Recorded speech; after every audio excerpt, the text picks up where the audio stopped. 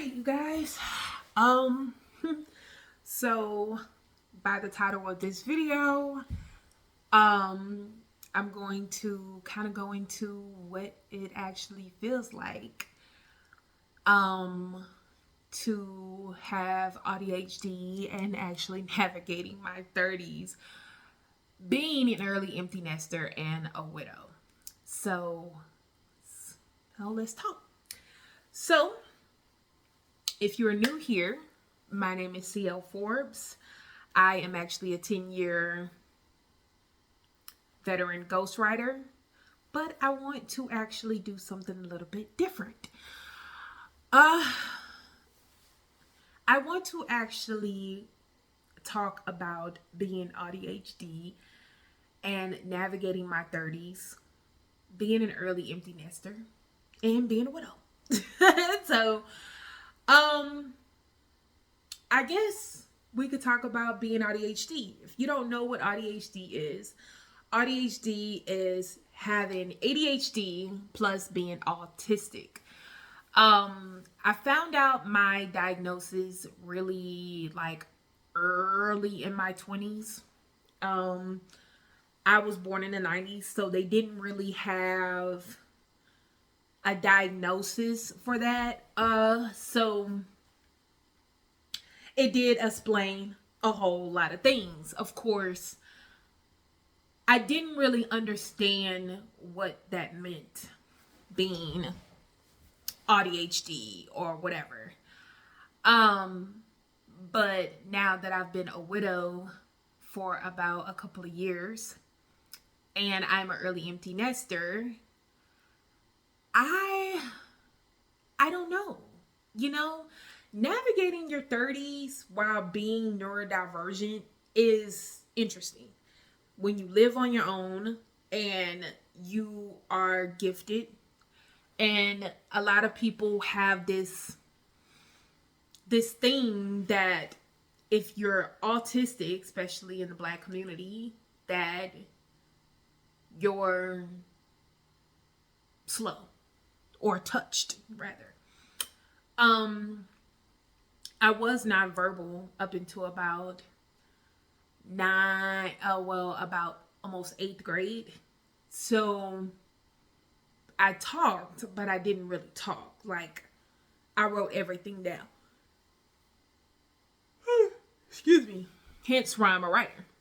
So I kind of just, navigating my 30s is a little bit different. I'm in a different state of my life right now. So I'm like, okay. And then having ADHD, you're like, you have this weird trying to mix the both of them, trying to figure out what's next.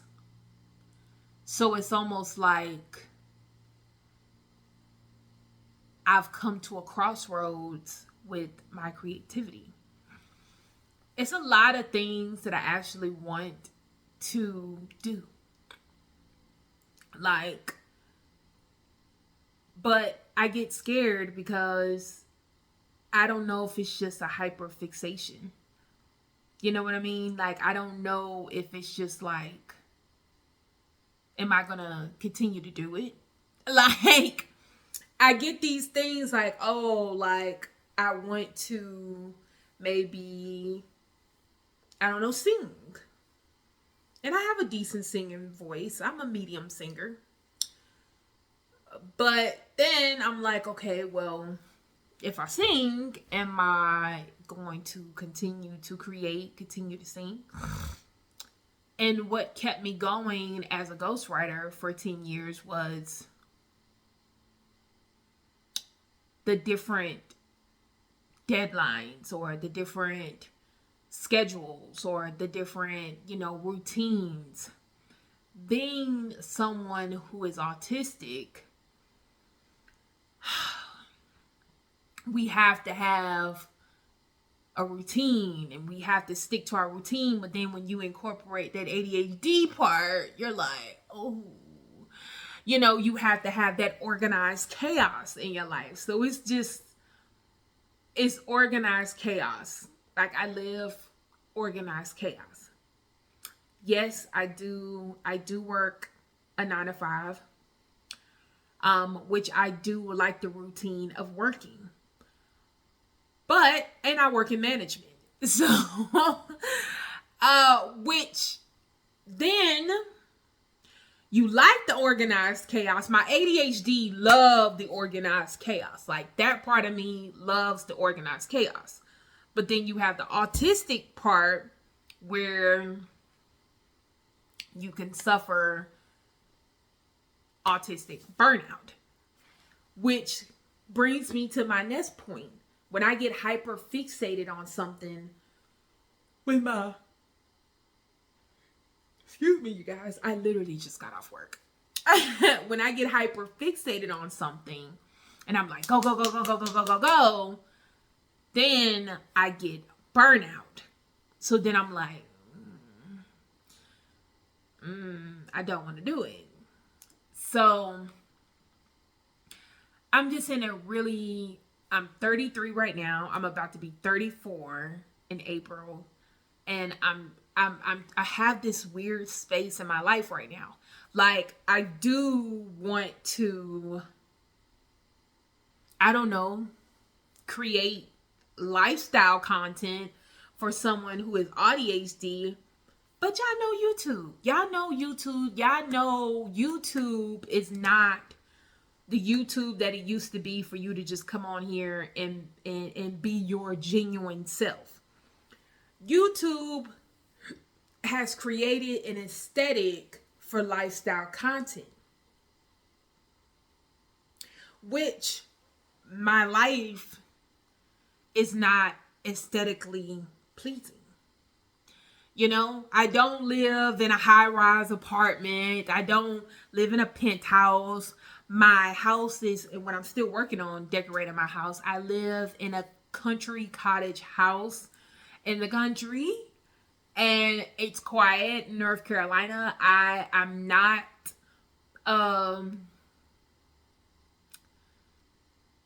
like, you know, I want to create content that's genuine for me. You know what I mean? Like, I want to give you a day in a life. And my life is really routined. There's a lot of things that I do every day, all day, every day. Like, you're not going to get like, those crazy trips. You know, I want to, of course, travel more, you know, down the line, and you will have those moments to where you go on those trips or whatever the case may be. But I am a normal, average American. You know what I mean? Like, I'm sorry. Like, I'm just an average American. Like, I have those moments. Like, my life is just regular. I live a regular, routine life. Just regular. So, you know, but with me navigating my 30s, navigating my life, living on my own, while I have ADHD, I want to create content that's genuine to me. So I want to be able to tell a story to you guys and tap into my writing and tap into some visuals. So I'm still thinking like, okay, how can I let these people into my world creatively?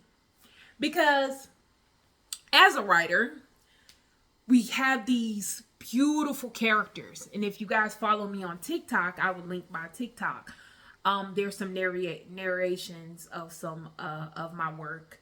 But I want to broaden my work. Like, I want to give visual. Like, I want to create maybe some type of series or something. Right now, I am working with AI. I know, not writing wise, but visually. I do use AI for visuals. I am working with AI to try to create some visuals for my writing. And I don't want it to look AI-ish. So we are working on creating it to look very realistic, which is taking a couple of generations if you know anything about AI. But I'm working on creating some, I've been working on it. At first, I wanted to create a series. I'm sorry, y'all. There's something on my table. A friend of mine came over yesterday, and they uh, they left some things on my table. So that kind of, yeah, it's a little bit irritating. Anywho, um, so like, yeah, I'm over here like trying not to get up, go get a towel and wipe this off because I'm like, what's going on with my table? Yes, I'm very observant. I'm a ball to be around. Um, but I definitely want to create something that is just more so geared to where I'm at in my creativity in this season of my life. My creativity has changed over the last 10 years, just learning new and innovative ways to create. And I'm hoping that YouTube can be a very safe space for me to be able to have that outlet. I mean, yeah, I create things through TikTok, but YouTube does allow you to get a little bit more personal. And I want to, I don't know, like I just genuinely want to, it's like some type of AUDHD diary, which I miss the way YouTube used to be, because YouTube used to be a diary for a lot of people, and it is. It still is. But YouTube don't promote genuine content. You know, a lot of it is very salesy, addy, pay partnership type of thing, and YouTube has really lost its plot because YouTube used to be a really good outlet for people who just wanted to pick up the camera and just, I don't know, say whatever or speak whatever. But it has became something completely different. So I want to kind of work on that. I'm trying my best to, I'm just in a very different season of my life. Like, my tastes have changed, so maybe I want to try out some new things. This is exposure therapy to me because not only am I ADHD, I am antisocial a little bit. Like, I do isolate myself because I don't like to be in crowds. I don't like to, even me probably popping up this camera in a very public setting is probably going to be very like, ooh, to me. Because I literally disassociate myself when I'm in public. So I be dilly-dallying and I be out, but I don't think to, oh, let me put up a camera, that type of thing. So I kind of want to use this platform as in, maybe we could sit down and talk about some things, or I be having a lot to say. I am currently working on decorating my house, but see, I'm very private. I don't see how people can show their house. This is my sanctuary. So I don't know if I'm going to invite the camera in those spaces. but I want to try to use this platform for a creative outlet. I'm just not sure if I'll be exposing a whole lot of my private life. And I feel like with YouTube, the more you overshare, the more they promote you. This is not clickbait. I'm not trying to get likes or anything. I'm just trying to navigate my 30s in this space, being neurodivergent, working with my creativity. Right now, I'm exhausted. I'm overstimulated so bad. I'm good. All I want to do right now is get out of my clothes, my work clothes, get into some pajamas, and get in my bed. And that is exactly what I'm going to do. But over the next course, I'm going to be thinking about what I want to do and how I want to show up in this space for you guys, because I want to let you guys into my world as a creative and understand that, yeah, this came from a Black neurodivergent. Yeah. And maybe, come in chat with you guys and see what you guys think about, my creative pieces. I'm still working on them. I'm still working on some things. I have an idea. I don't know if I want to put it here, or I don't know what's going to happen next. I just know that navigating my 30s, being neurodivergent, and also dealing with the shift in my creativity and trying to expand more, it's different. It's a lot of aspects in my life that is different that I don't even know how to navigate. Dating. That's almost non-existent, because dating neurotypicals and you're neurodivergent, you're going to want to slap it out of them. Like, it's that bad. Like, oh, and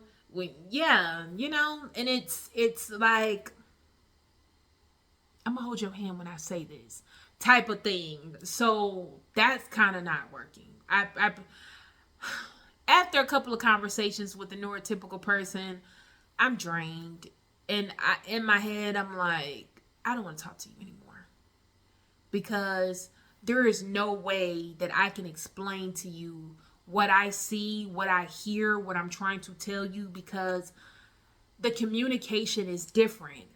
How I receive communication and how my brain processes information is different from a normal neurotypical person. And they don't get it. Yeah, so you're probably like, well, how did your marriage go? Masking. I know. I am literally in my non-masking, and I think that's what's so different. In this season of my life, who's masking? I literally I have to mask at work, but for the most part I don't, because I work the overnight shift and I don't have to mask. I'm not around a whole lot of people, and that, because when you're around a lot of people, you have to mask. I'm over masking, okay? But I think that's where it is. I'm in that shift of my life where I don't care. I don't care about masking. I don't care what you think. I don't care. And I'm like, yeah, F you and what you got going on. And, that's literally where I'm at in my life right now. And I'm in my villain era. Like, literally. Accepting being the villain. I have accepted my role in being a villain in a lot of people's story. And honestly, I don't care. I'm like, I don't care. Like, cry me a river. I don't really care what you're talking about. That's how I feel. And people's like, oh, you're mean. No, I just genuinely don't care. Can we get to the point? So, like, yeah. I don't have a lot of friends.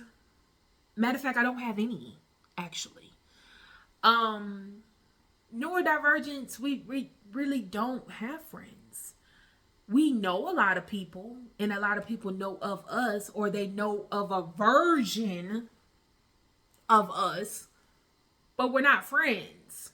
Like, I don't call people my friend. I just be like, oh, okay, yeah, I know her, or I know him. That's your friend?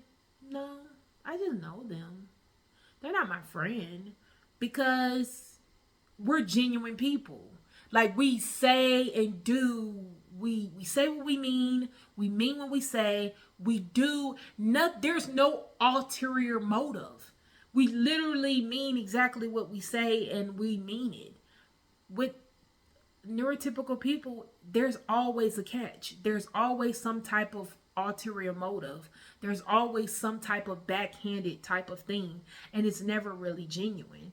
I've been stabbed in my back quite a few times by a lot of women, by men, by so-called friendships, jobs, whatever, and I would think that people were being genuine to me, and they wasn't. And I was taking that they were being really genuine and nice, and they wasn't. It was just being really, really mean, and, that's before I caught on. But, yeah. So, me vlogging my life would be not entertaining. Not for you guys anyways, but I can definitely give you what you want. As a writer, I can give you what you want. I am working on it. I have been working on it for a while. I'm still in the developmental stages for this production. AI is a little wonky sometimes, and you have to get the right systems, but I'm definitely working on it, and I will make sure that it is juicy and you get all the tea, even if it's not real. It's fiction, it's just made up. But I can really do that, and I'm working on putting that into visuals, motion visuals, with the writing and stuff behind it. So thank you guys for tuning into this video. I wanted to just introduce myself once again. My name is CL Forbes. I am a writer, 10-year ghostwriter veteran. I'm an author right now. I am working on some producer skills. I am a creative, and I am a neurodivergent, and I am a Black woman. And honestly, let's go. Thank you. You guys tune in. If you are interested in my content and you want to see more from me, go ahead and hit that subscribe button. If you haven't followed me on TikTok, it's CL Forbes on TikTok. I have developed a community over there, but I want to bring things over to YouTube. So I guess let's see how this is gonna go. Bye. See you in my next one.